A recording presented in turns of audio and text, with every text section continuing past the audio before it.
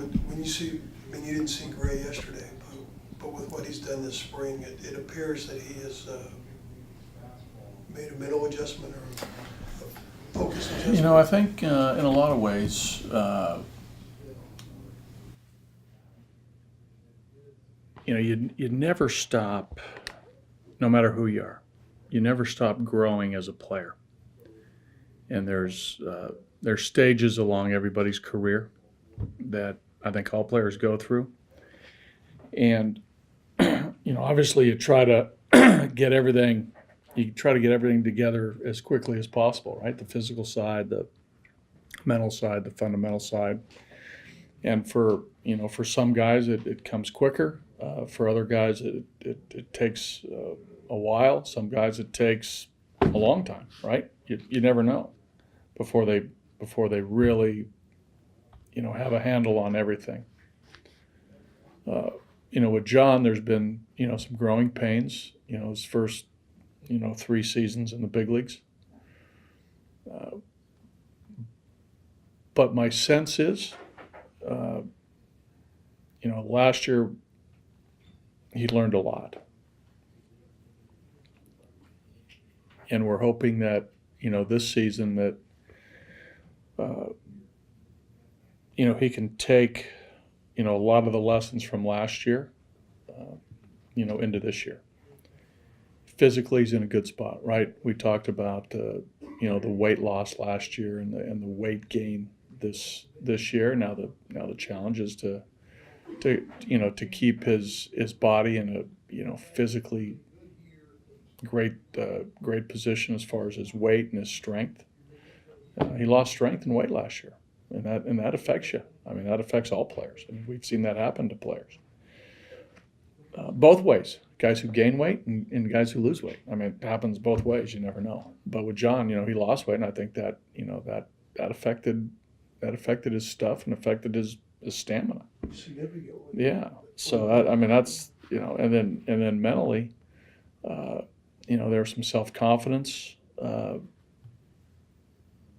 Things that you wouldn't think you'd see from Jon, but I think what we're talking about, what I'm hearing, is our conversations. It seems like he's in a good spot there as far as how he feels confidence wise. So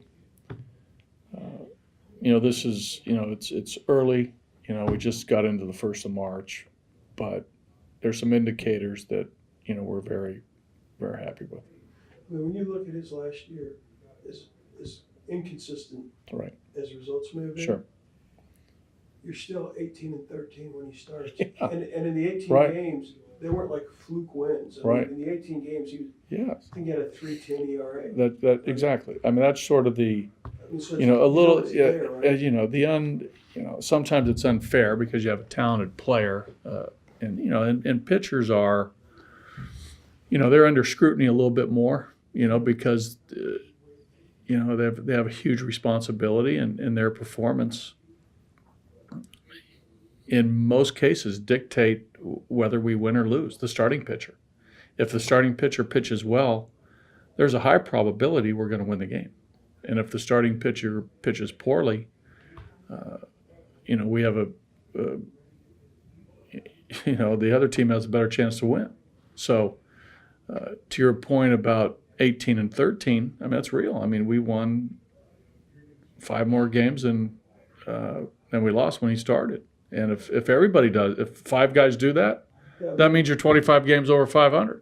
and the difference in his ERAs from Yeah. those 18 Right. games and those 13 is like 6 runs. Yeah, It's so- like 6. Yeah, I mean, you could break it down. I know you do a great job of that, breaking down the numbers.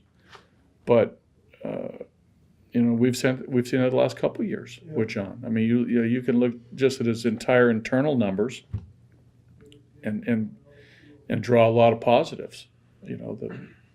If you break it down statistically to the walks per innings pitched, the strikeouts per innings pitched, the hits were a little high for Jon. His stuff is better than that to have more hits in innings pitched. But there's a lot of good stuff from Jon, and now it's just a matter of, and we talk about it, and everybody's just the consistency of his season. That's what that's what you look for. And that's the thing. On the other hand, I mean, on the other spectrum, that's where Kyle was so impressive. The consistency of Kyle's performance all season long. There wasn't that variability of performance, and that led to Kyle being fourth in the Cy Young, right? I mean, that's what happens when you pitch well during the entire season. The other thing is, for Jon, he's pitched better at Coors Field than he has on the road. Yeah. Marginally, What a great but thing still- that is, right? But it's still not a thing where Right. you say, well, you just can't pitch at Coors Yeah, Field. right. That's a great thing. Yeah, Jon doesn't care. I mean, and that's again, that's the attitude that we're developing with all our guys, is that they don't care where they pitch. That the ultimate factor is, are they pitching well enough for us to win? I guess that's the thing when I look at Anderson. I mean, everybody's confident with him, but he's had his struggles in that regard that kind of get pushed aside because everybody focuses on Jon's. Yeah. Well, I think that for a couple of years, Jon, fair or unfair, number one pick, high pick, high expectation. The game at the end of the year in 16, where he struck out 16 guys through a complete game shutout. I mean, no walk. I mean, those types of games ring loud and people remember those. And as always, sort of a benchmark of, why can't you do that every game, right? It's just, it doesn't work that way. But, the thing about Jon, and,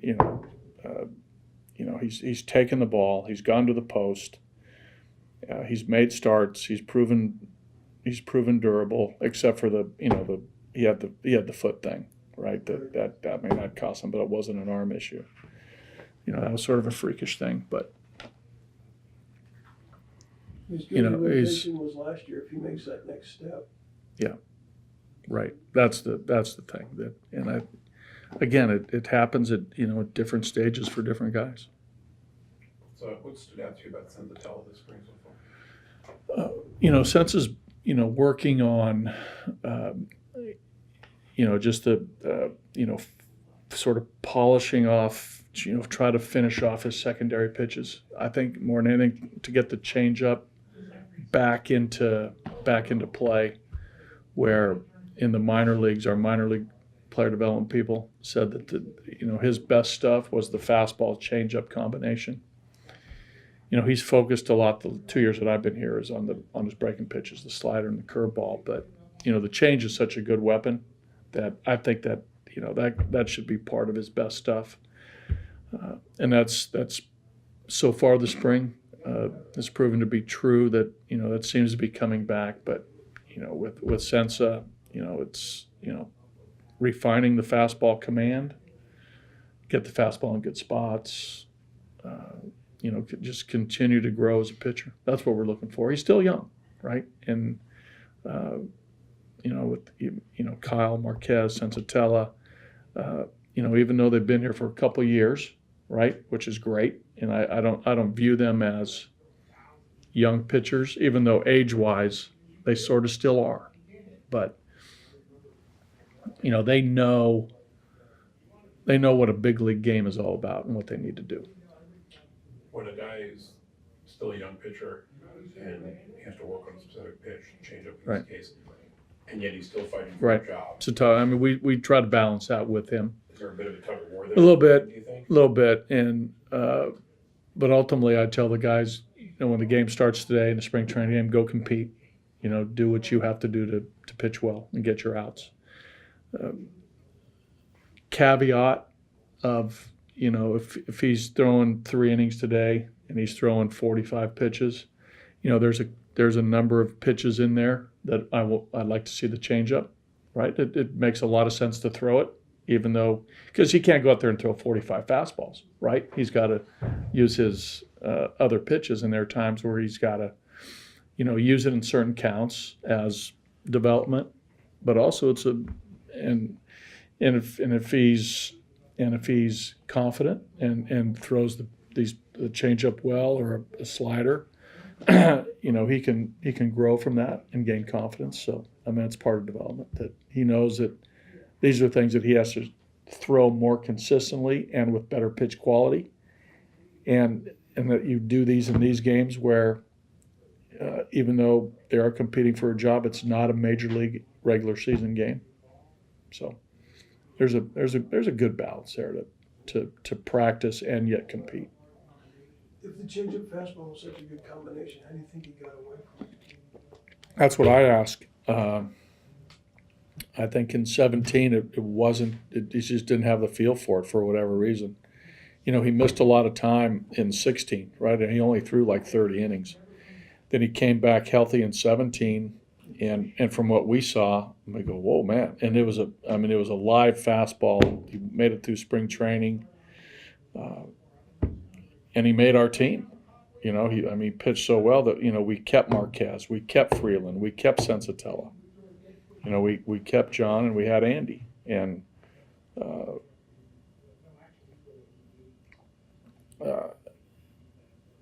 he got through the first month. The first half of the season with basically the fastball and some, just okay secondary pitches.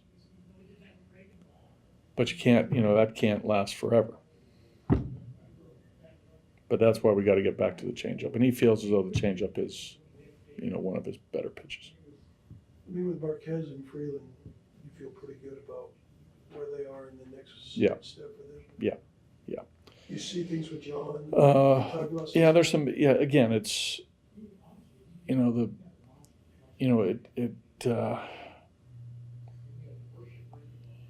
John has to. You see Kyle and you see Marquette. The difference is, they're stringing pitches together. They're stringing at bats together.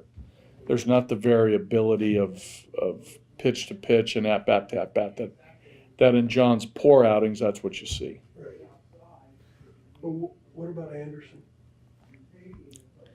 I think Anderson is, his, one of his many strengths is he's such a great competitor that I don't like to say this a lot, but in season he sort of turns it up a notch, and he's competing out here, but he's also, he works on a lot of things and he tinkers on some things in spring training that other guys might not, and I got to give him a little credit for that too, that he knows the difference between spring training and in season, and he sort of has that dial that, I give him a little more leeway with that. Have you seen Trevor emerge as a bit of a leader this year? Getting there, yeah. I'm keeping my eye on it. I'm encouraging him, for sure. You can't, these things you can't, as a, from my role, I tell him, where he is, his place on this team now, and it's becoming more impactful, and that's sort of how I say it to him. And they sort of take that how they will, and I let them be themselves. But I think naturally I would hope that he feels more comfortable in that setting in the clubhouse, more vocal. He's sort of quiet by nature, but more vocal with, McMahon, Hampson, Rogers, Boswell, Welker, some of the younger players who are now in camp. Because 3 years ago he was the younger guy, right? With with DJ and some of the older players, and now he's becoming a guy with service time and an all-star, and some more national acclaim. That you hope that your guys who are your guys sort of take that role, and I think he'll relish that moving forward. It takes time to feel comfortable in those shoes. Are you upset to see Bryce Harper not come to the NL? Well, I was not upset, for sure, because I think he's a good player, and in the box he's dangerous, but yeah, we got Machado in here last year with the Dodgers, I thought that he was going to. I thought he'd be somewhere else and not San Diego, but never know. All right, guys.